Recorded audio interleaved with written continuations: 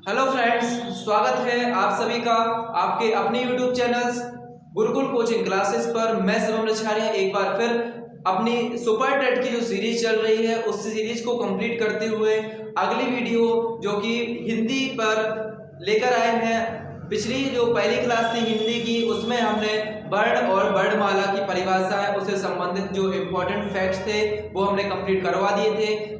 आगे उसी क्रम को कंटिन्यू करते हुए आज के हम वीडियो में हम लेकर आए हैं स्वर और व्यंजन की एक विस्तृत रूप से जानकारी कि कितने प्रकार के स्वर होते हैं, कितने प्रकार के व्यंजन होते हैं और क्या आपके एग्जाम की पॉइंट ऑफ व्यू से बहुत ही ज्यादा इंपॉर्टेंट है। तो चलिए स्टार्ट करते हैं। कैसे करते हैं, सबसे पहले हमने वर्ण बता दिए थे कि वर्ण की जो परिभाषा बताई थी वो क्या बताई थी कि वर्ण भाषा की सबसे छोटी इकाई है जिसके और अधिक टुकड़े नहीं किए जा सकते हैं। वर्णों को ही अक्षर या ध्वनि कहा जाता है। और वर्ण जो होते हैं, वर्ण कितने प्रकार के होते हैं? वर्ण मोस्टली दो प्रकार के होते हैं, एक होता है स्वर और दूसरा होता है व्यंजन। तीसरा एक और जोड़ दिया जाता है जो कि होता है अयोपाय। तो इसके लिए आज हम विस्तार से चर्चा करने वाले हैं। तो अपनी पेन और कॉपी उठाइए और अपने नोट्स को कंटिन्यू कीजिए ताकि आपकी जो हिंदी का जो सिलेबस है, हिंदी का जो पेपर है उसमें इसके बाहर आपको क्वेश्चन देखने को ना मिले। तो चलिए स्टार्ट करते हैं। सबसे पहले आता है स्वर। स्वर की परिभाषा हमने कल आप लोगों को पिछली वीडियो में बताई थी कि जो स्वर होते हैं वो क्या होते हैं, जिनका उच्चारण स्वतंत्र रूप से किया जाता है, यानी जिनको बोलने में हमें किसी और वर्ण की आवश्यकता नहीं पड़ती है, वो क्या कहलाते हैं? स्वर कहलाते हैं। दूसरा व्यंजन की परिभाषा हमने बताई थी आपको। व्यंजन की परिभाषा क्या होती है कि ऐसे वर्ण जिनका उच्चारण करने में किसकी हेल्प लेनी पड़ती? स्वरों की हेल्प लेनी पड़ती है, यानी स्वर की मदद लेनी पड़ती है, वह क्या कहलाती है? व्यंजन। जैसे हमने बोला आ, तो आ, केवल आ को आपने किसका यूज लिया? केवल आ। आपने ई बोला तो उसमें केवल ई आ रहा है, मतलब ये कैसे है? स्वर है। अगर हमने आपसे बोला कि बोलो का, तो का के बाद क्या आ रहा है? आ, तो किसकी हेल्प ले रहे हो? आप स्वर की हेल्प ले रहे हो, मतलब ये क्या बन जाएगा? व्यंजन बन जाएगा। अब होते हैं अयोगवाय। अयोगवाय क्या कहलाते हैं? जिनमें अंग और आहा, जो हमारे अंग लास्ट में पढ़ते हो ना, अंग और आहा, ये दो हमारे क्या है? अयोगवाय हैं। अंग और आहा हमारे क्या हो जाते हैं? अयोगवाय हो जाते हैं। अब आते हैं स्वर के। स्वर कितने प्रकार के होते हैं? स्वर को किन किन टाइप्स में डिफाइन किया गया है, किन किन भागों में वर्गीकृत किया गया है? तो सबसे पहला है जिह्वा के प्रयोग के आधार पर, यानी कुछ स्वर ऐसे होते हैं जिनको हमारी जो जीभ होती है, जिह्वा होती है, उनके प्रयोग पर हम उसको क्या कर सकते हैं? डिफाइन कर सकते हैं, यानी परिभाषित कर सकते हैं। जैसे कि पहला होता है अग्र स्वर। अग्र स्वर, अग्र, पश्च और मध्य, इनका मतलब होता है हमारे जो स्पर्श स्थान है उसमें वायु निकल रही है वो अग्र यानी आगे भाग से निकल रही है, पश्च यानी पिछले भाग से निकल रही है, मध्य यानी मध्य भाग से निकल रही है। तो कैसे करेंगे? अग्र स्वर। अग्र स्वर में कौन कौन से स्वर आते हैं? जैसे ई, बड़ी ई, ए और ऐ। इसमें आप जब इन वर्णों का उच्चारण करेंगे तो आपको ज्ञात होगा, आपको एक महसूस होगा कि जो आपकी वायु जो निकल रही है उसकी जो जिह्वा है, जिह्वा प्रयोग कर रही है अग्र स्वर। जिह्वा आपके जो उच्चारण स्थान के अग्र भाग को क्या कर रही है? स्पर्श कर रही है, यानी अग्र भाग की सहायता से ये निकल रहे हैं स्वर ई, ए, ऐ, ये सब क्या होते हैं? अग्र स्वर। मध्य स्वर जो होता है वो होता है आ, जो छोटा होता है वो होता है मध्य स्वर। बाकी जो पश्च स्वर होता है जिनकी जो जिह्वा होती है वो पिछले यानी पश्च भाग को स्पर्श करती है, वो क्या कहलाते हैं? शेष स्वर। जो हमारे इन स्वरों को छोड़कर जो शेष स्वर जो बच रहे हैं वो क्या बन जाते हैं? पश्च स्वर बन जाते हैं। तो आई होप आप लोगों को स्वर समझ में आए होंगे किसके? जिह्वा के प्रयोग के आधार पर। अब बात करते हैं नासिका के प्रयोग के आधार पर। नासिका के प्रयोग के आधार पर भी स्वर होते हैं। तो कैसे? नासिका के प्रयोग जैसे बोलते हो आपने सुना होगा अनुनासिक और निरनुनासिक। तो पहला होता है अनुनासिक। अनुनासिक का मतलब क्या होता है कि जिन स्वरों के ऊपर चंद्र बिंदु, अब चंद्र बिंदु क्या होता है? चंद्र आपने बहुत से उसमें पढ़ा होगा, चांद की बिंदी इस तरीके से लगा दी जाती है और इस तरीके से ये अंक की बिंदी लगाई जाती है, तो ये कहलाता है चंद्र बिंदु। ये क्या कहलाता? चंद्र बिंदु। तो चंद्र बिंदु जिन स्वरों के ऊपर क्या होता है? चंद्र बिंदु होता है, वो क्या कहलाते हैं? अनुनासिक होते हैं। और इनमें मुख और नाक से क्या होते हैं? दोनों से ये वर्ण बोले जाते हैं, दोनों से ये स्वर बोले जाते हैं। इनका एग्जाम्पल आप कैसे समझेंगे? किसी भी वर्ग, आपके जो वर्ग हैं का वर्ग, चा वर्ग, टा वर्ग, पा वर्ग, ता वर्ग, ये जो वर्ग है इसका जो पंचमाक्षर होगा, जैसे का, खा, गा, घा, या, का, खा, गा, घा, अड़ा। तो अब इसका जो आपका जो 5वां अक्षर कौन सा आ रहा है, अड़ा, ये क्या आएगा आपका अनुनासिक होगा। दूसरे चा वर्ग में आ जाओ, चा, छा, जा, झा, या। तो यहाँ पे जो 5वां वर्ड जो आया वो आया या, तो ये भी पंचमां अक्षर ही क्या होगा, अनुनासिक हो जाएगा। इसी तरीके से अगले जो वर्ग है उनका भी जो पंचमां अक्षर होगा वो क्या कहलाएगा, अनुनासिक स्वर कहलाएंगे। दूसरा जो होता है निरनुनासिक स्वर, ऐसे स्वर जो केवल मुख की हेल्प लेकर, यानी मुख की केवल मुंह की मदद लेकर जो बोले जाते हैं, केवल मुख के द्वारा बोले जाते हैं, वो क्या कहलाते हैं, निरनुनासिक स्वर कहलाते हैं। अब बात आते हैं मात्रा या उच्चारण के आधार पर।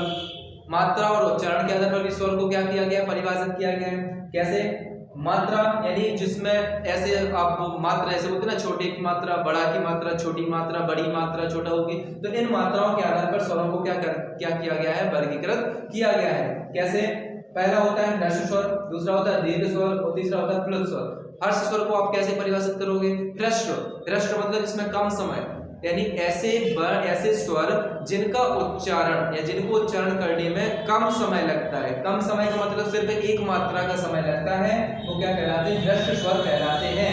जैसे कि छोटा आ, छोटी ई, ऊ और ये र, ये जो आएगा ये आपका क्या कहलाएगा, ह्रस्व स्वर कहलाएगा।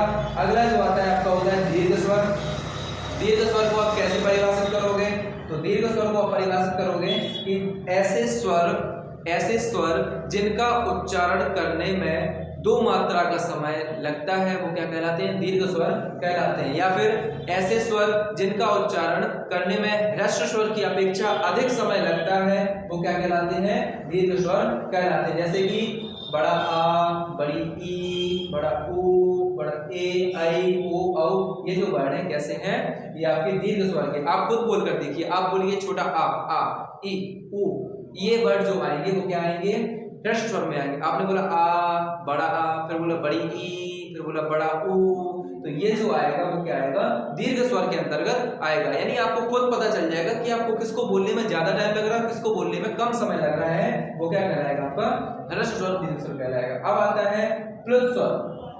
प्लस स्वर क्या होते हैं, प्लस स्वर को आप सिंपली डिफाइन कर सकते हो कि ऐसे वर्ड, ऐसे स्वर जिनका उच्चारण करने में ह्रस्व स्वर और दीर्घ स्वर की अपेक्षा ज्यादा समय लगता है, वो क्या, कौन से स्वर कहलाते हैं, प्लस स्वर कहलाते हैं। तो आई होप कि आपको ये जो वर्ड का जो एक प्रकार है स्वर, इस स्वर के बारे में आपको सारी इंफॉर्मेशन पता चल गई होगी और आपको ये चीजें समझ में आ भी गई होगी। अब बात करते हैं व्यंजन वर्ड पर। किस पर आते हैं, व्यंजन पर। जैसा कि स्वर और व्यंजन हमने दोनों बताए थे आपको। स्वर क्या होता है, जिनका उच्चारण स्वतंत्र रूप से कर सकते हैं। ऐसे जो व्यंजन होता है इनका उच्चारण हम स्वतंत्र रूप से नहीं कर सकते, इनको बोलने में आपको स्वर की हेल्प लेनी ही पड़ेगी।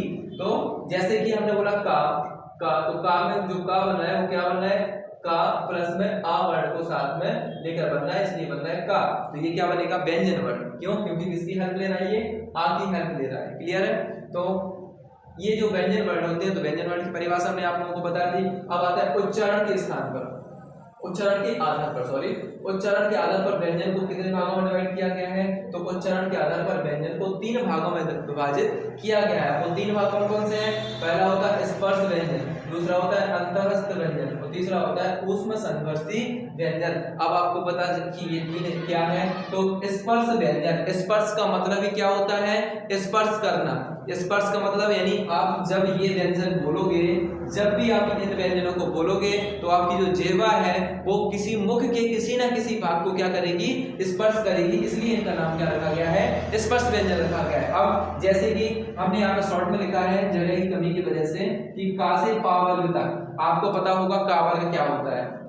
वर्ग कितने होते हैं, पहला होता है का वर्ग, दूसरा होता है चा वर्ग, तीसरा होता है टा वर्ग, फिर होता है ता वर्ग, फिर होता है पा वर्ग। ये क्या कहलाते हैं, का से पा वर्ग। का में क्या क्या आते हैं, का से का, खा, गा, घा और ढ़। फिर आता है चा वर्ग में चा, छा, जा, झा और या। फिर आता है टा से टा, ठा, डा, ढा और ड़ा। फिर आता है ता वर्ग में तो ता, था, दा, धा, ना। ये जो आता है पा, फा, बा, भा, मा, ये कहलाते हैं स्पर्श, ये कहलाते हैं वर्ग। ये कौन सा वर्ग है, का वर्ग, ये कौन सा वर्ग है, चा वर्ग, ये कौन सा वर्ग है, टा वर्ग, ये है ता वर्ग, ये है पा वर्ग। अब अब आपको क्या करना है, ये जो वर्ण होते हैं वो क्या कराते हैं, स्पर्श, यानी इन वर्णों को बोलने में आपकी जो जिह्वा होगी, आपकी जो जीभ होगी, वो किसी ना किसी पार्ट को क्या करेगी, स्पर्श करेगी। जैसे हमने बोलो का, तो का जो वर्ण निकल, बोलो चा, फिर आ रहा है टा, फिर आ रहा है ता, फिर आ रहा है पा। तो यहां से आता है कि यहाँ ये आएगा कंठ, ये आएगा तालु, ये आएगा मूर्धा, ये आएगा दंत यानी दांत, और ये आएगा पा, ओष्ठ।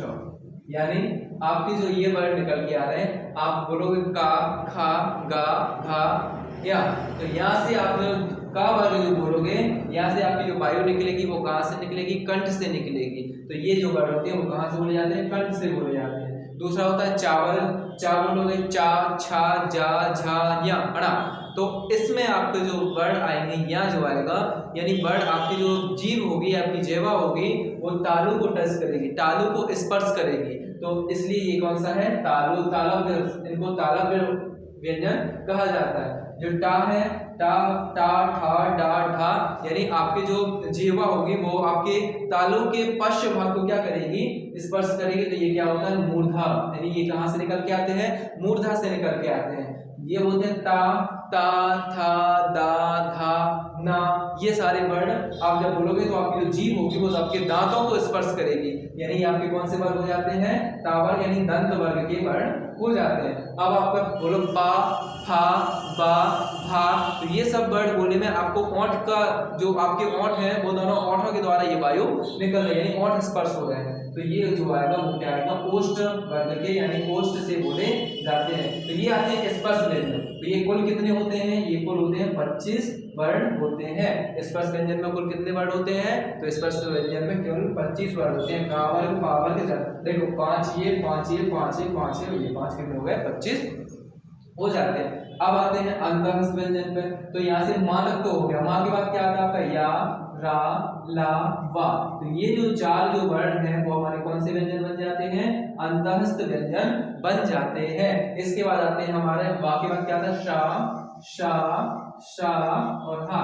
ये जो बन जाते हैं वो क्या बन जाते हैं, हमारे ऊष्म संघर्षी व्यंजन बन जाते हैं। तो इस तरीके से व्यंजन को कितने पार्ट में डिफाइन किया गया है, 3 पार्ट में विभक्त किया गया है, यानी बांटा गया है। पहला होता है स्पर्श व्यंजन, जिसमें सबसे ज्यादा वर्ण होते हैं, कितने होते हैं, 25 वर्ण होते हैं। फिर होता है अंतःस्थ व्यंजन, अंतःस्थ व्यंजन में क्या होता है, या, वा, रा, ला। और फिर ऊष्म संघर्षी व्यंजन में क्या होता है, शा, शा, शा, हा। ये इन वर्णों में व्यंजन को विभाजित किया गया है। तो बाहरी शोर कुछ उपकरणों की, संसाधनों की कमी की वजह से जो आपको बाहरी जो शोर आपके सामने आता है, तो उसको थोड़ा सा आपको कोऑपरेट करके चलना है, थोड़ा सा मैनेज करके चलना है, क्योंकि शोर शराबा काफ़ी ज़्यादा होता है। तो मैं मानता हूँ कि आप लोगों को डिस्टर्बेंस भी होता होगा, लेकिन आप लोगों को थोड़ा सा कोऑपरेट करना है, क्योंकि संसाधनों की कमी की वजह से यही आपको प्रोवाइड कर पा रहे हैं। यदि ईश्वर ने चाहा तो आगे आपको कुछ बेहतर करने का जो हम लोगों ने संकल्प लिया है उसको पूरा जरूर करेंगे। तो आप लोगों को साथ नहीं छोड़ना है, आप लोगों को वीडियो को पूरा देखना है, और जो बाहरी जो शोर आ रहा है उसको थोड़ा सा इग्नोर करके चलना है। तो चलते हैं आगे अपने टॉपिक पर। अब यहाँ पर बात आती है अंतःस्थ व्यंजन। तो अंतःस्थ व्यंजन में जो या और वा होते हैं इनको कहा जाता है अर्ध स्वर, यानी जो या और वा होते हैं वो क्या कहलाता है, अर्ध स्वर कहलाता है। इसके बाद जो रा, ओनली एक वर्ड ऐसा है रा, रा को क्या कहा जाता है, प्रकंपित वर्ण और लुंठित वर्ण कहा जाता है। क्या कहा जाता है, ये जो क्वेश्चन आपके एग्जाम में सबसे ज्यादा पूछा जाता है कि प्रकंपित वर्ण या फिर लुंठित वर्ण क्या होता है। तो रा जो रा रथ वाला होता है, ये जो रा होता है वो क्या होता है, प्रकंपित और लुंठित वर्ण होता है। ये जो ला दिख रहा है, ला जो है वो क्या लिखा है, पार्श्विक वर्ण। तो इसको क्या कहते हैं, पार्श्विक वर्ण कहते हैं। और यहाँ से जो आपका अगर पूछा जाए कि स्वर यंत्र मुखी वर्ण क्या कहलाता है, स्वर यंत्र ऐसा वर्ण जिससे आपकी स्वर तंत्रिकाएं होती हैं वो उन रिलेट होती हैं, तो क्या होती है, हा। हा एक ऐसा वर्ण है जिसको स्वर यंत्र मुखी वर्ण कहा जाता है। और ऊष्म संघर्षी व्यंजन, ऊष्म संघर्षी का मतलब क्या होता है, तो ऊष्म संघर्षी जैसे शा, शा, शा, हा। कैसे पहचानोगे कि ऊष्म संघर्षी क्या है, तो इन वर्णों को बोलते हुए आपके मुख से जो होगी वो गर्म वायु, थोड़ी सी गर्म वायु निकलेगी, तो आप उनको तुरंत समझ जाना कि कैसे हैं ऊष्म। ऊष्म का मतलब होता है गर्म, संघर्ष की मतलब जो संघर्ष करके रगड़, मतलब हवा जो वायु होती है वो आपस में रगड़ती है तो थोड़ी सी गर्माहट पैदा ऊष्मा पैदा हो जाती है, उसकी वजह से जो ये वर्ण कहलाते हैं वो कैसे वर्ण कहलाते हैं, ऊष्म संघर्षी व्यंजन कहलाते हैं। अब कुछ यहाँ पर कीवर्ड्स हैं, जैसे अर्धस्वर। अर्धस्वर क्या होता है? अर्धस्वर मतलब ऐसे स्वर जिनको आंशिक रूप से स्वरों की भांति उच्चारण किया जाता है, यानी इनका कुछ मतलब आंशिक भाग थोड़े छोटे छोटे ये क्या किससे लगते हैं, स्वरों के जैसे लगते हैं, यानी इनका उच्चारण जो होता है आंशिक भाग से या आंशिक रूप से स्वरों की भांति होता है, ये क्या कहलाते हैं, आपके अर्धस्वर कहलाते हैं। अर्धस्वर मतलब आधा स्वर, तो आपको इसी से डिफाइन करना है कि जो स्वरों की भांति होती हैं, कुछ प्रॉपर्टी इसमें स्वरों की जैसे होती हैं, वो क्या होते हैं, अर्धस्वर कहलाते हैं। अर्धस्वर होते कौन कौन से, या और वा। क्लियर है? अब आते हैं प्रकंपित और लुंठित वर्ण। प्रकंपित नाम से ही शब्द, नाम से ही आपको स्पष्ट किया जा रहा है कि प्रकंपित, कंपित का मतलब होता है कंपन, यानी जो आपके वायु द्वारा कंपन, वायु में कंपन द्वारा उच्चारण, आप बोलो रा रा रा, तो आपको लगेगा कि जो वायु हो रही है वो कंपन हो रही है और थोड़ा सा रगड़ के वायु बाहर आ रही है, तो क्या कहलाएगा, लुंठित, या फिर लुंठित का मतलब होता है लुढ़कना। तो ये जो वायु जब कंपन होगी तो धीरे धीरे आपको क्या होगा, आपको ऐसा आवाज होगा कि लुढ़कते हुए बाहर आ रही है, इसलिए इसका नाम रखा गया कौन सा, प्रकंपित वर्ण और लुंठित वर्ण। और कौन सा है प्रकंपित और लुंठित वर्ण, रा। अगला जो होता है पार्श्विक वर्ण, ऐसे वर्ण जिनका उच्चारण करने में जो हमारी वायु के द्वारा जो वायु निकलती है वो पार्श्व से होकर यानी बगल से होकर निकलती है, इसलिए उनको क्या कौन से वर्ण कहा गया है, पार्श्विक वर्ण कहा गया। जैसे कि ला, आपने ला बोला तो आपकी जो जीभ होगी वो ऊपर वाले भाग को बंद कर लेगी और जो वायु निकलेगी वो बगल वाले दोनों हिस्से से वायु निकलेगी, इसको बोलते हैं ला।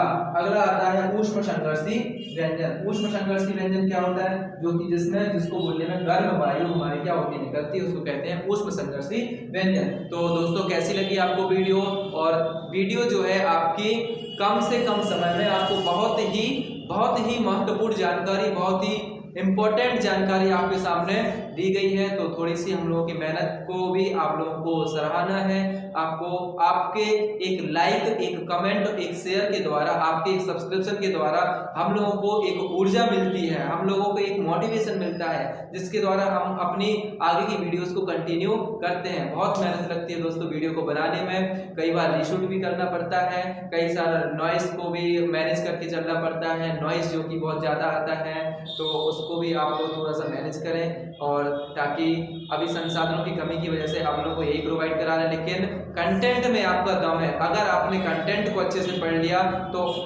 100% आपको गारंटी, गुरुकुल टीम आपको 100% गारंटी देती है कि आपका जो पेपर आएगा वो इस टॉपिक से, इस सिलेबस से जो आपको बताया जा रहा है इससे बाहर नहीं होगा। तो आपको एक भरोसा करके आपको लोगों को हाथ पकड़ के चलना है। गुरुकुल कोचिंग क्लासेस आपके द्वारा आपको सबसे बेस्ट मटेरियल आपको प्रोवाइड करेगी, और जिसमें आप लोगों को केवल एक लाइक, शेयर और कमेंट और सब्सक्रिप्शन की आवश्यकता है। तो बने रहिए हमारे साथ, मिलते हैं अगली वीडियो में इसी जोश, इसी उत्साह के साथ। तब तक आप लोग रखिए अपना ख्याल, हमें दीजिए अनुमति। नमस्कार, जय हिंद, वंदे मातरम।